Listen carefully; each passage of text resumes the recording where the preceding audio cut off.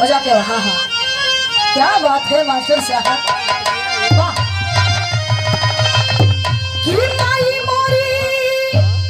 मारी रे गईली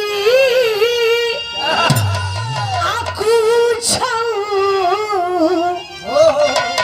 न कही के गईली। ऐसन भाव है ऐसन भाव है बढ़िया बढ़िया लोगन का कलेजा पिघला दे। मास्टर तू का चीज बड़ा हाई का चीज है। कहना है क्या कि माई मोरी मारी रे गईली आकू छऊ न कही के गईली कि अरे मोरे रामा हो गो कि माई के सुरतिया हिया रंग साले हो कि अरे मोरे माई के सुरतिया हिया रंग साले हो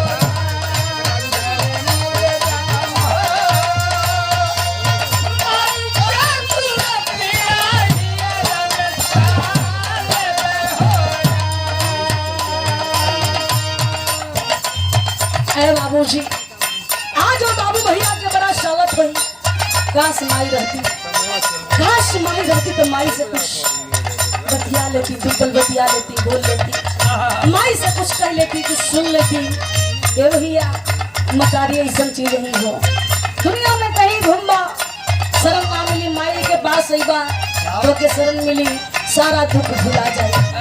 वो दिन सालत बा कौन दिन भैया माई कलसिया कन्या पर कहना है क्या ये चारी गो कहरवा मिलके गलिया उठावले चारी गो कहरवा मिलके गलिया उठावले हो चारी गो कहरवा मिलके गलिया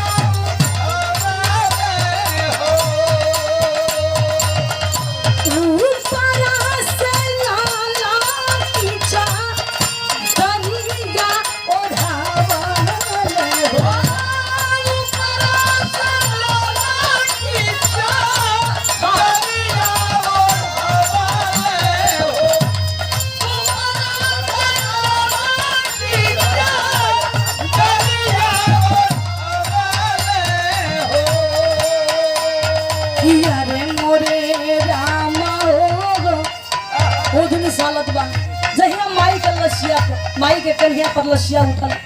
माई के लसिया पर लड़की चदरिया तना गई। ये भैया का कि अरे मोरे रामा हो गो आशा तना बोलिया लोग लगावे हो कि अरे मोरे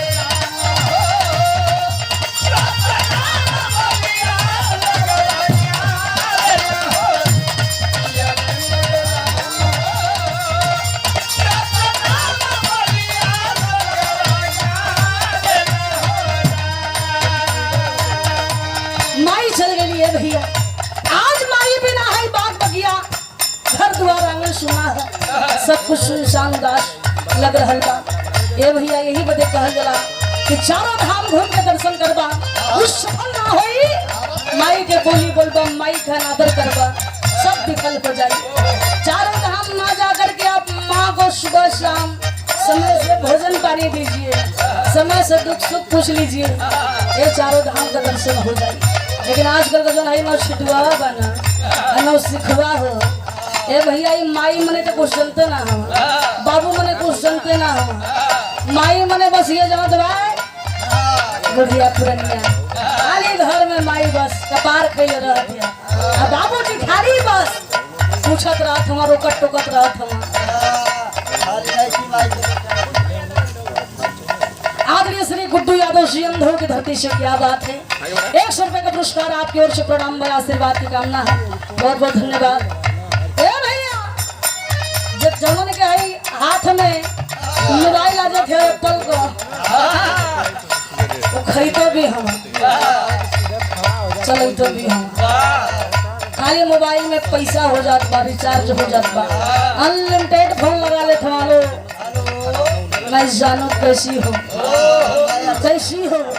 दिला दूंगा तुझे बुर्ज खलीफा दिला दूंगा तुझे बुर्ज खलीफा देखो माचिस तक किन ना पहिया सा डार्लिंग के बुर्ज खलीफा दिया हो माई के कुछ पूछते ना हुआ माई का कदर माई का एहसास वो दिन होत बानी के जहिया कोनो मुसीबत में फंसत हुआ जहिया आया पाचिया बुलेट से एक्सीडेंट भइला से बच जात हुआ अरविंद भैया तहिया इनके समझ में आवत है कि माई मने का होला बहुत जब जात हुआ तो लोग कहत हो देखे वाला कि जा भाई जा बेटा जा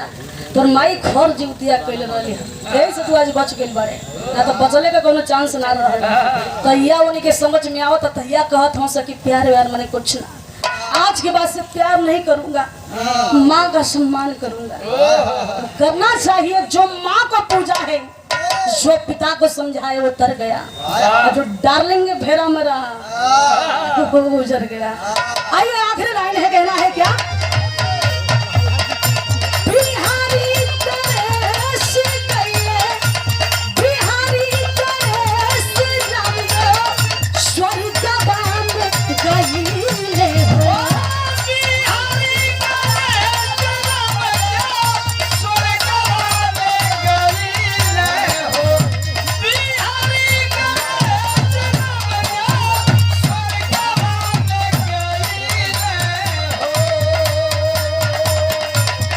और देखा